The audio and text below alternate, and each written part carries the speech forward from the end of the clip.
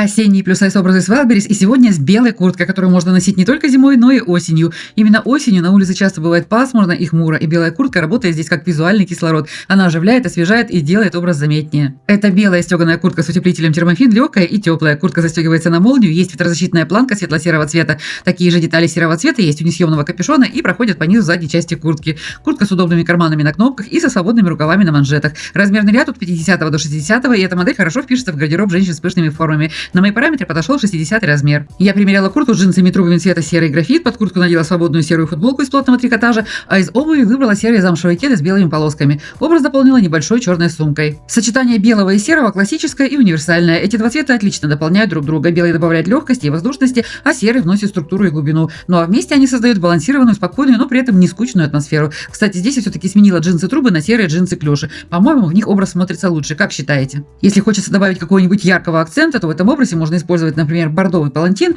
и сумку такого же цвета. А в этом варианте я надела с курткой синие джинсы трубы, серую футболку оставила, а из обуви выбрала синие замшевые кеды. Образ дополнила синей сумкой кроссбоди. Удобные, комфортные образы для осенних прогулок, а в пасмурный день такая деталь, как белая куртка, поднимет настроение, сделает образ легче, наряднее и свежее. Какой образ вам понравился больше? Напишите, пожалуйста, в комментариях. Артикулы и свои параметры я оставила под видео, а вы не забудьте подписаться, у меня много полезных обзоров плюс сайз.